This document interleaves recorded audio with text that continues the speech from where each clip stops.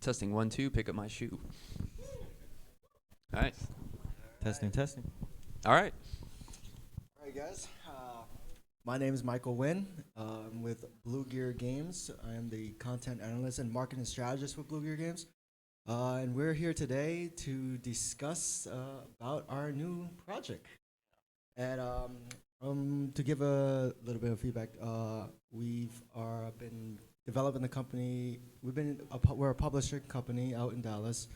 We've been designing for quite a couple of years. I think it was around four years so far.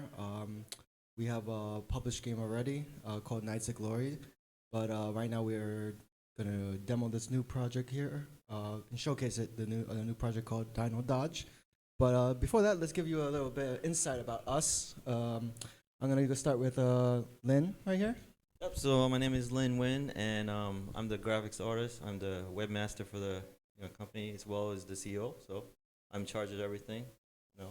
So you can fire Mike at a whim, right? Yeah, Always. exactly. Okay. So we're we're brothers. watching. This is a part of his review. Yeah. So Mike is I'm my being brother. tested. Even no one knows. Yeah, me and my, Mike is my brother. Oh, it's so. a conflict of interest. Yes, exactly. You can't just fire me on the spot, Without going home saying, I wonder why you did that. So it's just board games. It's board games. We sell merchandise too, but we always try to strive towards creating tabletop games, board games, for all those enthusiasts out there. Cool. Awesome. And then we have Ario here, Ario Miracoli. Yes, Ario Miracoli, thank you. So my name is Ario, and I'm the designer of the next up-and-coming game that I'm working with Blue Gear Games on. So I teamed up with Mike and Lynn about a year ago to work on this game, and it's been really exciting. And it's led us here to this stage, so it's been a lot of fun. Yeah. So what is Dino Dodge then? Yeah, Dino Dodge is a family-friendly survival card game for 2 to 5 players. You play as dinosaurs during the age of extinction, dodging meteors from the sky. Oh, that sounds amazing. I see all the vibrant artwork here as well. Everyone can see up on the screen here. Like, Lynn, did you come up with the artwork? Yeah. So the artwork, I'm in charge of all the artwork, and the passion I had from the artwork is, as a kid, I was watching the Land Before Time. I watched some of the shows. And I watched like Lion King, and I got a lot of the theme from them, and kind of want to put that into our artwork here as well. So this is like the design before time. Yeah, design before time. Design before time, that's So right. how did you make it though? Oh, so how? Okay, so a lot of what people are doing nowadays were using the tablets, drawing on the tablets, and I did it old-fashioned. I used a mouse, and that's it, and used a Photoshop program. That's it. I drew So everything using simple. a mouse. Shaking my head. Yeah. So you can imagine how much work that we put into this. So I know you talked about this before, but like what? So you're using your mouse in Photoshop, right? Yep. Okay, or whatever software that you're using. Okay, so then like, if you were making this, like George is right here, then you're just like making lines. Yes, I'm using the mouse, just drawing, just like I was drawing using a pencil. What if you sneeze? Well, you could always undo. Control Z. Okay. That's how it worked. Okay. Yeah. So and then just because I don't know the difference, what's like what's the benefit of using a mouse versus using the Wacom tablet, like where you're using a pen? Well, obviously the pen will be more like when you're drawing, so it feels better when you're touching the. So more control. With a mouse, you could do a lot of because it's very sensitive. The mouse you will slip or something. You have to go back and erase it back and forth. Where the pen, you just do strokes, easy fine strokes. I never used it before. That's why everyone's asking me what they couldn't believe that I'm not using a tablet. Yeah. So I never got into it. Okay. It's called an inside job. So how long did it take you to do all this artwork? I spent like probably 2 hours a day, like for each one, each of the artwork. So probably about everything here you're looking at is probably about maybe 4 to 5 months worth of work.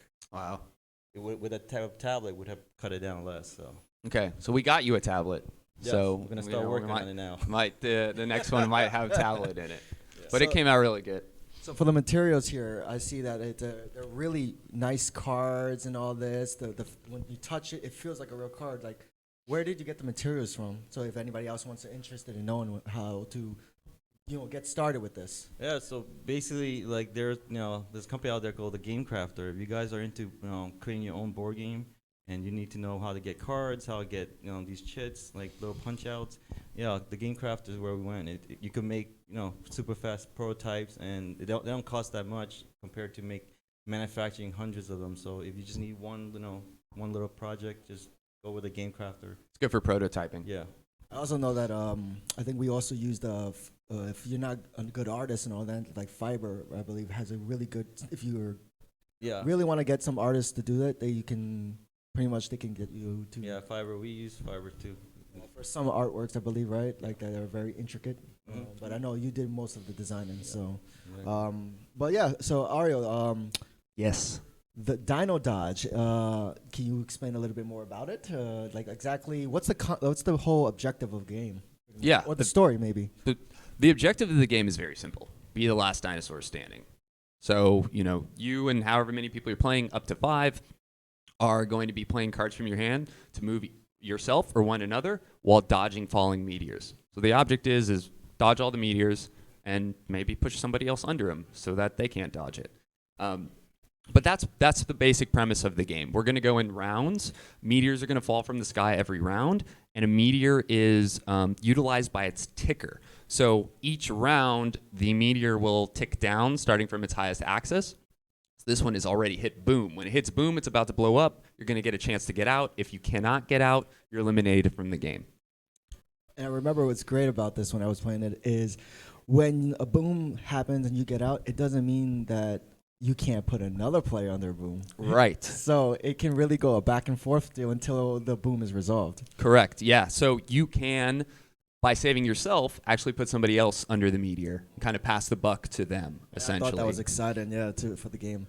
So basically, for some of the mechanics in the games, if you can explain a little bit some of the mechanics of what do, is there like any round? Like you said, it goes by rounds. What do you mean? Can you explain more about what rounds means? Yeah, absolutely. I'll walk us through around here and make it really simple because it is.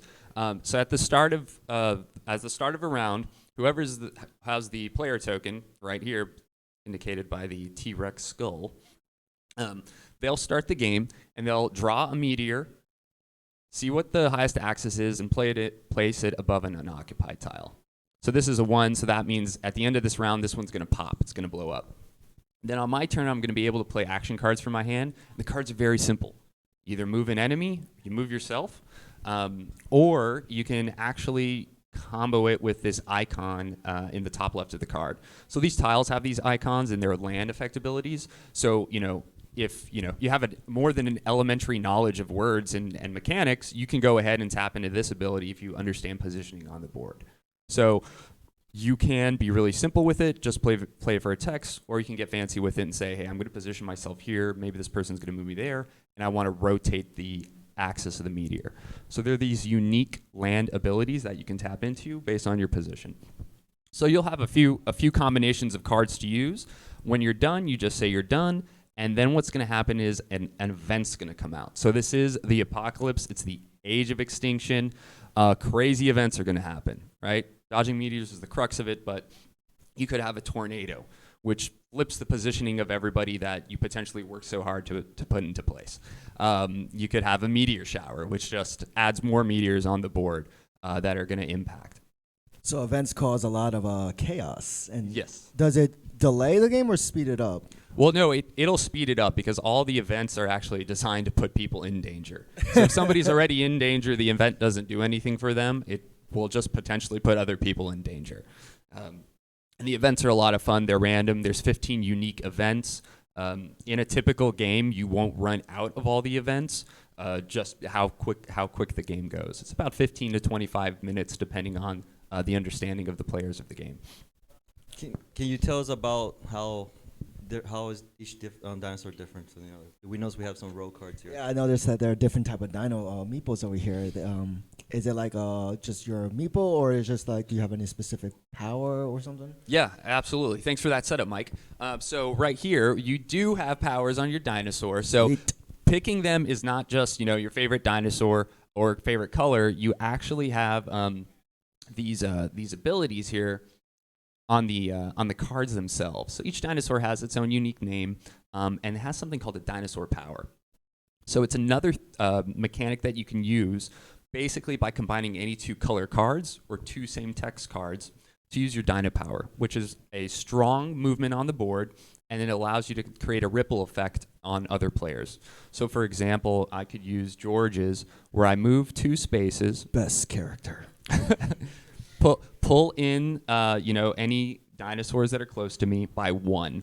So basically you have a range around yourself, and then you impact other dinosaurs through moving. It's a really strong move, and it allows you to draw a card from the deck if you use it as well. So is it like I remember playing when I played this before. Is it situational, or is it just like they're all balanced or power? Like I noticed that each one has 4 stats on it, but does it work situationally, or does it Yes. like when you're going through it, it's like, oh, this is too powerful? Was the balancing okay with it? Yeah, well, the balancing turned out pretty well. We had to work on it a few times, obviously. We tried to do some things that we thought were really cool, and it broke the game or made somebody super powerful, for example. And through play testing, we kind of figured out, what turned players off versus turning them on. And so one of them was, we had some of these stats slightly different, and they all, if you look at there's numbers on them, and it says 2, 1, 1, they all add up to 4. Previously, they didn't all add up to 4, and we found that some of those dinosaurs appear to be overpowered, even though they may not have been. So we made some modifications to make sure that they all added up to 4, and I'll give you a good example. Is I have a friend, and she played the game, and her favorite dinosaur was Bruno. But Bruno had a 0 on one of his stat lines, so she thought he wasn't good. So she didn't pick her favorite dinosaur because the perception was it wasn't there. And Makes so sense.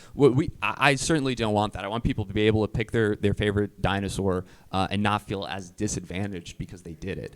So through testing, we've actually done that, and that's just called your Dino Power. Each one is unique and different. They are situational.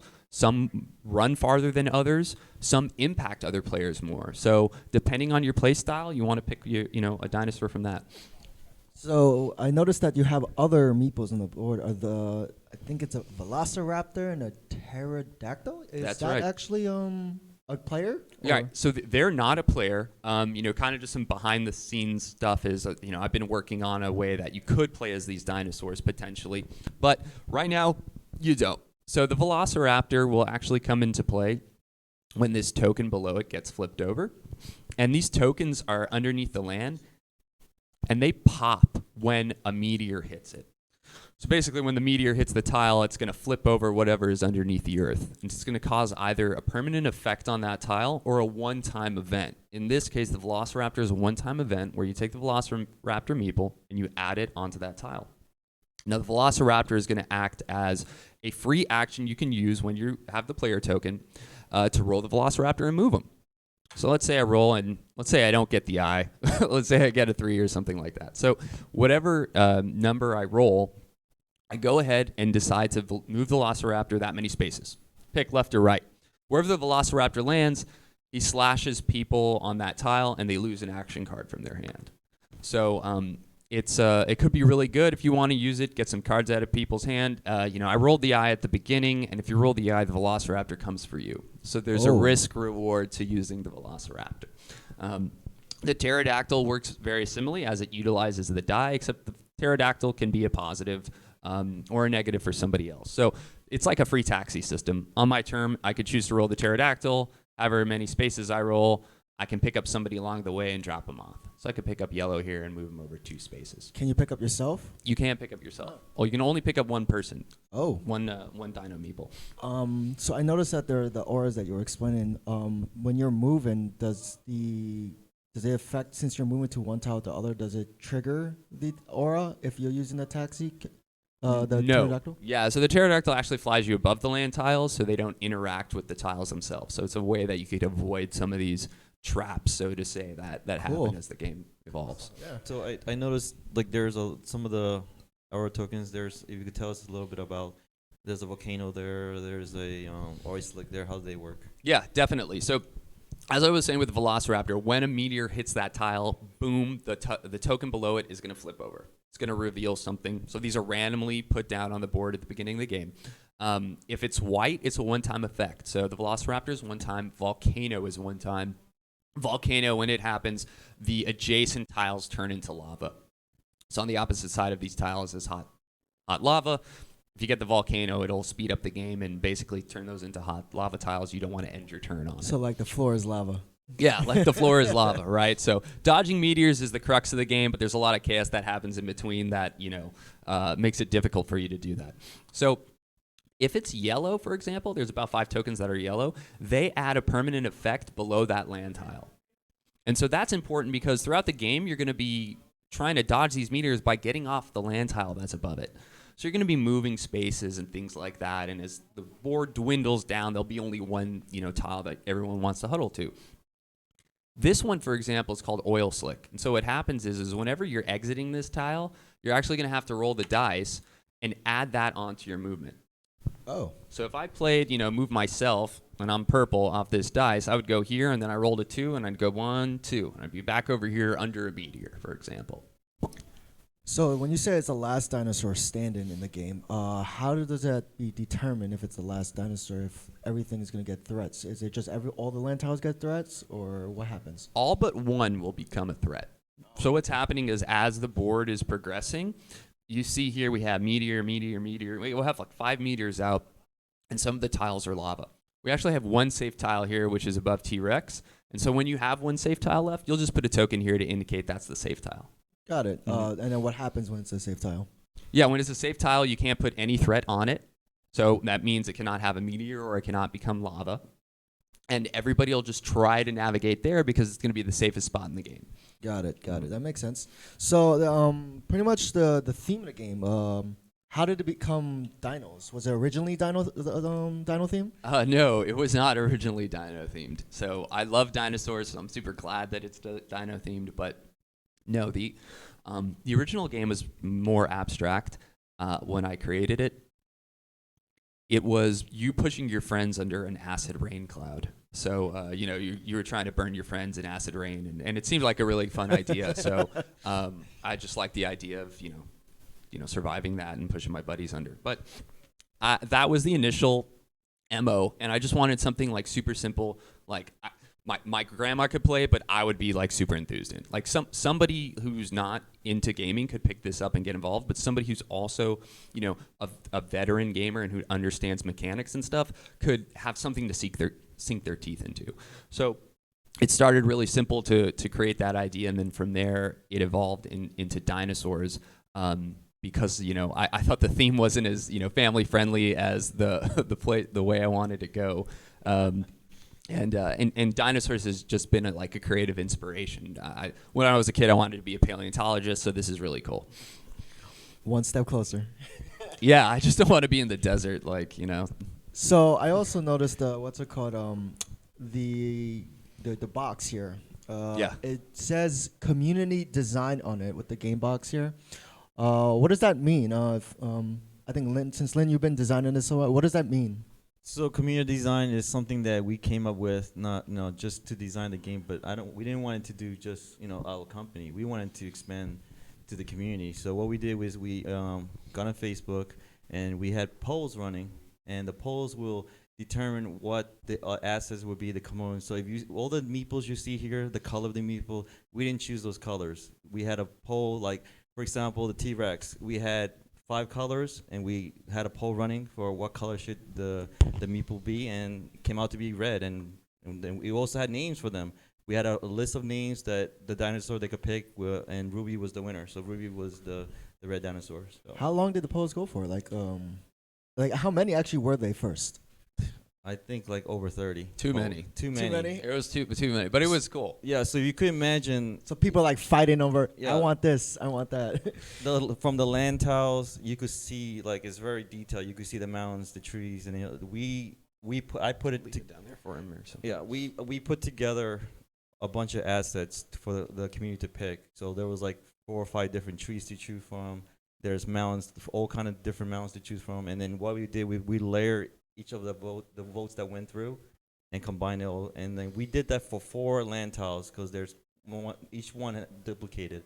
So we did that 4 times, and we did the same thing for the meteors. We had a poll running for the meteors, for the action cards. So everything here you see is community I driven. believe even down to the rule book, right? Yes, we had our like the rule book, the theme, the background, what it should be a white on black, black on white for the rule book. So it was everything, even the game box as So well. It was nerve-wracking. Yeah.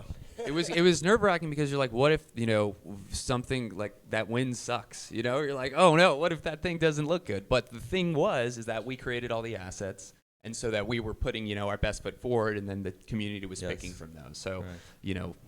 they So- weren't drawing the stuff for us. So when what's it called, testing with the game? I know it's 3 of us testing, breaking down. How did we so everybody out there knows that, how did we able to test the game besides us 3? Because designers can have their own thing, but you also need an outside opinion. So how did we go about testing this? Yeah, no, absolutely. I mean, it was an arduous process, but we met with the Dallas Designers Group.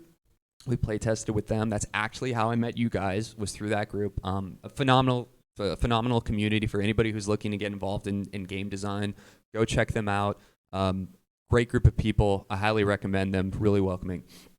So we did play testing in there. We got some feedback, and that's from designers, right? And so you get a lot of critical feedback. You get a lot of good questions asked, and then you have to make sure that you're keeping to the heart of the game that you want to make. Otherwise, you can end up making somebody else's game, which is different than what you want, right? So we did that. We had play testing with friends. I had play tested with people at work. I would I work at a corporate office, so I would bring my Acid Rain game in, and I'd have them play, and my director would close the door so nobody would see, and stuff like that. And don't worry, I don't work there anymore, so there shouldn't be any problem. But wherever I could get people to play my game who seemed enthused about it, I'd get them to play. I'd get their feedback. I'd see how they were involved. And that went on. And then we went to, adding what you see now, because it was very simple at the beginning. And we've layered on these elements, these tokens, these events, these tokens over here, the dino powers. So we had to figure out a way to get them all to work, to make sure that they were adding to the game, not subtracting. So Interesting. Yeah, that's well. It's great that if someone doesn't know how a design came from the ground up to where it is now, to almost a finished product, to actually a finished product. But it's amazing. What's the hardest things you had to do when play testing and getting rid of some mechanics? Because I know when you're designing things, you want to keep this because this is a great idea, but sometimes it just doesn't work. What was the hardest part of designing? Yeah, between I think you two? for me, and I'll let Lynn go, is the hardest part was understanding kind of the capacity of the audience. I'm an only child. When the capacity of the people I play games with is not high, and that's not any diss to them. It's just they're not in that realm. They're doing it because they're my friends or my family, and they want to participate with me, but they're not having a good time. So I wanted to create something that stuck to its simplicity at its root. And so the biggest challenge for me was understanding that the audience who is going to get into this game or potentially purchase this game has an understanding of board gaming. They have a capacity to go a little farther than my network was able to. So I was trying to balance that, and I think we've struck a very happy medium here. But that was really challenging for me because I was, it's kind of like your baby, and I told you guys one night, I was like, guys, oh man, I don't want to change this so much, and so.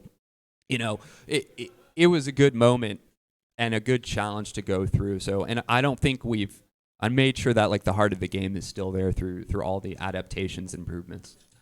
I know that when we were designing with you, we want to make sure that you kept some stuff, but it had to work or not work. So so good thing about when we design in Blue Gear Games, we consider any designers we take in or any projects we take in, we always consider what the designer wants to actually. What do they want to actually game to become? Things will change along the way. That'll be difficult, but we always still try to keep the core concept of what the main goal.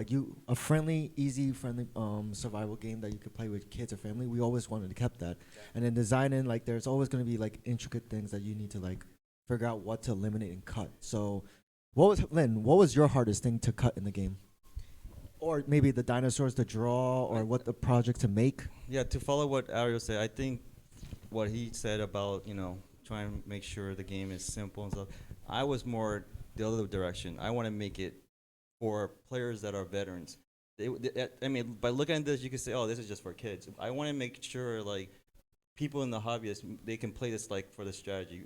There is a lot of strategy in this game. I mean, there is a lot of depth, and players don't, a lot of when they first look at it, like it looks very simple. They might get into it, but I want to make sure that there's a lot of strategy in the game, and there was a lot of strategy in this game. So that was the challenge for me to make it a game that's simple, but there's layers of depth of strategy.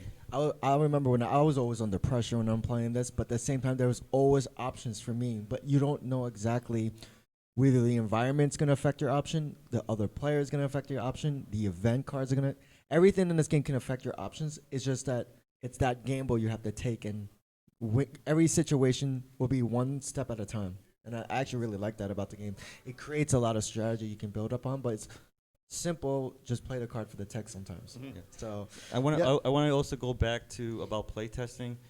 We didn't mention about tabletop simulator because during COVID it was very hard for us to get people together to play test. So tabletop simulator was the best thing to do. People go online, they get tabletop simulator, and we actually put all these assets on tabletop simulator. So that's how we did most of the play testing. It just feels so normal. I didn't even think to mention it. Like we did most of our testing in tabletop after. We met. Obviously we met beforehand, and we were play testing at Madness Comics and stuff. And then we started doing everything in tabletop, and it worked out really well because we could just like create the components, and just add stuff and update them, and throw the artwork that we had onto in real time. So it worked out well. Yeah, it was pretty good because we could be at home just relaxing, and we don't have to be old. You were relaxing? Yeah.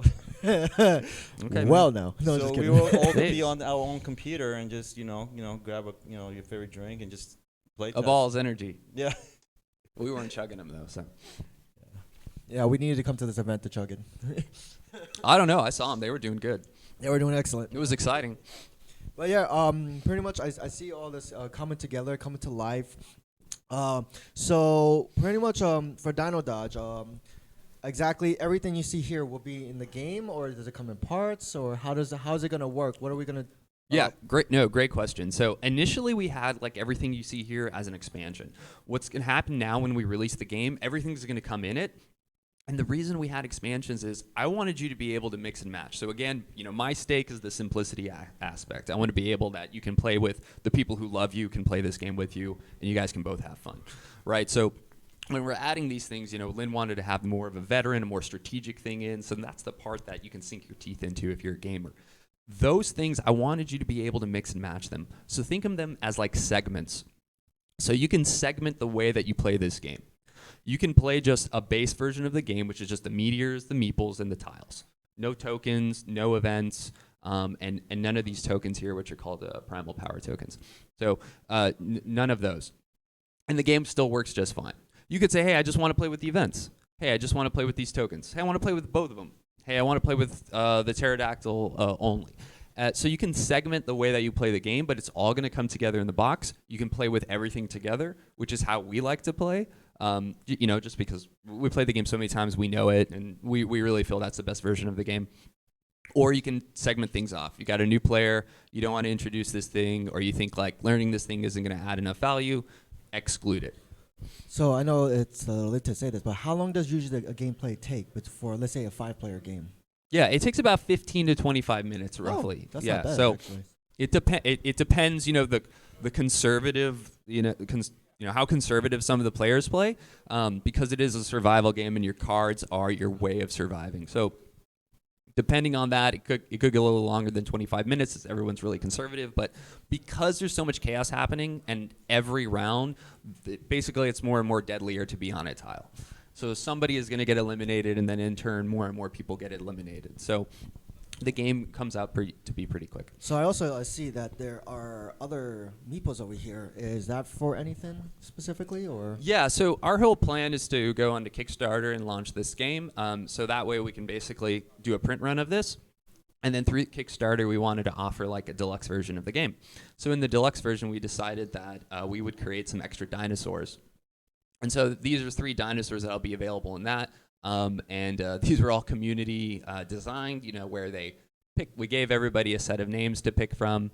They could pick, one of four. They pick the color of the dinosaur. But we have the Parasaurolophus. I always have trouble with that one. My favorite Who dinosaur. created these names? They're so difficult to say sometimes. I guess the scientists. Yeah. This is my favorite dinosaur, Pachycephalosaurus. It's the hard-headed dinosaur, and then we have Spinosaurus for Otis. So, What is the difference between our original 5 compared to the 3 new ones? good question. So, all of our original 5, all the dinosaurs have a dino power. So, the dino power in the original 5, the order of operation is you move, then anybody within X range gets moved whatever number. On these ones, the order of operation is different. First, you impact players who are around you. Excuse me. From your current location, and then you move. So they're more of like a hit and run scenario.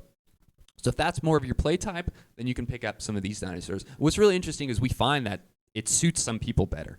When we show people these, hey, that's how those work and that's how these, we find some people, oh yeah, I want to make that decision and just pick that one right there, which is great because I think you want people to be able to dive into your game, start playing, know that's what they want, feel the confidence of playing the game. So it's really good.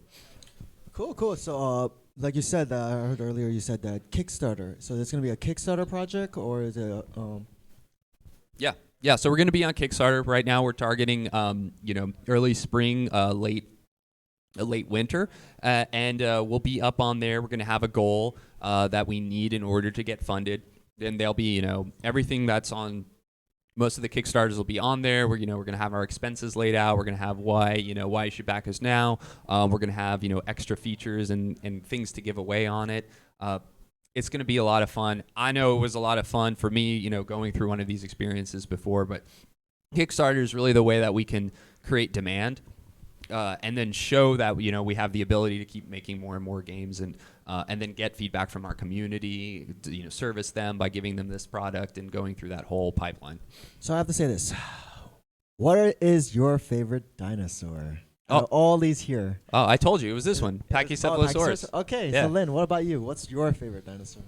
My favorite dinosaur would be the Velociraptor. The Velociraptor. I know he's not a player, but that's my favorite. He could be. He could. He could be. Yeah.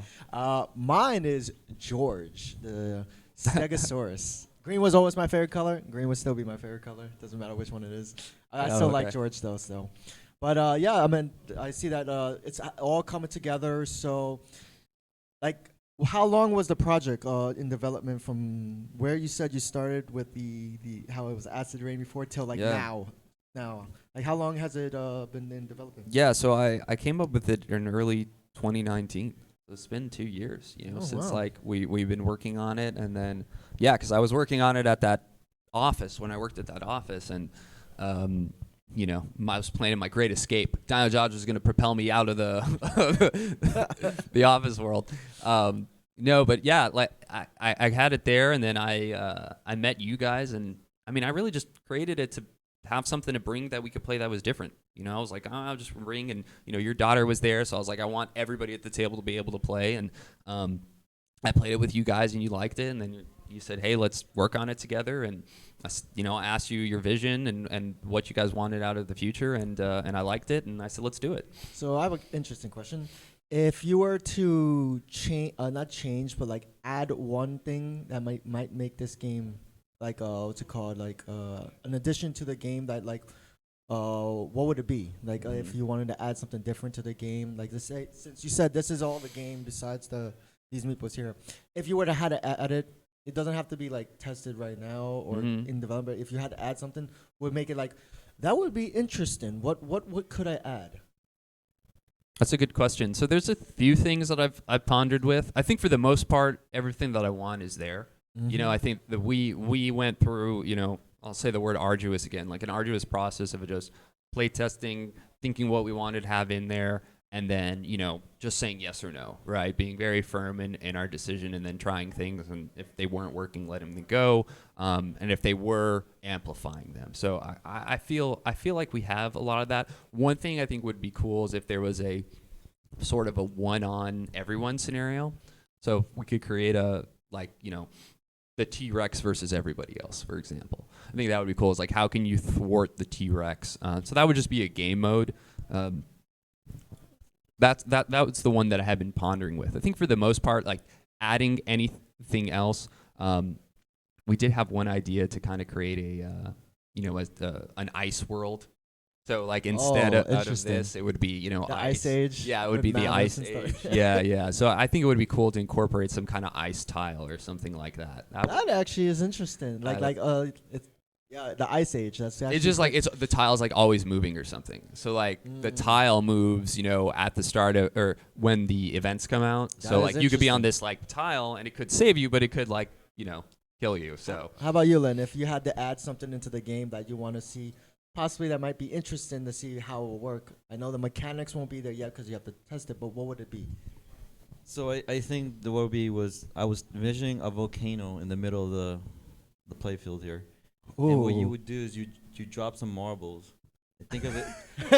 Think of it. The volcano is erupting, and there's gonna be 8 different lanes that go through. And when you drop the marble, it will go into different direction. And wherever the marble hits, then it will knock over a player, and they will have to lose a card from their hand. oh, that's cool. Interesting. So It just came to me now. That seems only like a $50 component. Why do we add that? But yeah, I mean, this is really exciting. That's cool. I like that, Lynn. If those who've seen the art box, it's very vibrant, very colorful. I like the design of the art box. Is this going to be the size of the art box? For those that don't know. So very close to it. It will be the same size as our first published game, Knights of Glory. So yeah, so those that don't know us, we had, like I said earlier in the beginning of the stream, we have a published game already called Knights of Glory. It is a dungeon crawl, push your luck bluffing game in the medieval theme setting, where it's like liar's dice, where you're rolling dice and trying to run your way to the exit. Mixed with BS. Yeah, mixed with BS. So it's a very interesting concept. Lynn did a lot of designing with that. We have a booth outside, so if you want to take a look, we can always come and check it out. So we have both games out on the table to demo. So if you guys want to have time, stop by, play test our flagship game, Knights of Glory, or our new project with Ariel, Dino Dodge. Dino So- Dodge. Yep. Yeah, we'd love if you play with us. You guys can come check it out. And then Knights of Glory is also, I think, a giveaway here. So maybe Yeah. somebody already got it, So- or they might be getting it. I don't know, if the giveaway is still coming, but like you have a chance to win our game, Knights of Glory, and hopefully Yeah, play it comes with a lot of other stuff. The game insert. It comes with the dice. If you guys like dice rollers and dice towers, you drop the dice and it will go down. If you want to play test it in the tabletop library there, I believe they have also our demo as well, so you can always check that out. But you can always You check could out- sign it too if you want it signed, because the designer's here. So Yeah, we're here. You can sign it too. So, but other than that, I mean, this looks exciting. I'm very excited to see how the project turns out, how everything goes onto Kickstarter. Do you have anything for like the audience that maybe who are watching this that may want to understand a little bit more about the concept for when they're teaching to their kids or anything else? Or yeah, any definitely. So additions? you can find us on DinoDodge.com. We have a Facebook community that's really active. It's a page. It's just the Dino Dodge Facebook group. Dino Dodge community page is its name, but it's DinoDodge.com. It's really simple. You'll find videos on our website of how to plays. But the best thing is, since we're here, just come ask us or talk to us, and we can give you a flyer or something like that. And then if anybody wants to get into game design, I would just say do it. Just like go do it. Check out that group, the Dallas Designer Group. I can't speak highly of them. They're just some communities. They might ask something of you to show up. Like I'm a musician also. I go to a guitar group. They're like, hey, it's $100 to sit down. And I'm like, well, what? Just got wanted to learn and meet some people, right? So this community has been nothing but giving, and they will offer their time, their voice, their mind to you, and pursue it, right? Just go after it. That would be my advice. Also, I remember what's great about the community when we've actually, me and my brother Lynn, we got into designing games from the community because they have a huge team, like not just team, but like a bunch of designers, play testers that actually have a huge background on the game. Have actually also published games, so successful, non-successful, but actually really good games. Yeah. A lot of the designers there they give you real constructive criticism that you really need in the game, so that can help you to say, okay, this is actually what works, this doesn't work, this is what is simple, this is what is complex. Yeah. So I really like that about the Dallas Designer Groups. You always, if any of you guys are interested, just check them out. I believe they're doing online play testing from Tabletop Simulator, but they're Yeah, they slowly do opening. TTS. Yeah. They're slowly opening to in person as everything with COVID opens up again. So, but other than that, yeah, this is Dino Dodge. Check us out on Kickstarter. Also, Knights of Glory. Also, check that out. We always have it available. But other than that, I believe that's it for my questions. Yep. All right, Thanks, cool. guys. Thanks, All right, everybody. man. Appreciate it. Yep. Oh, awesome. Yeah.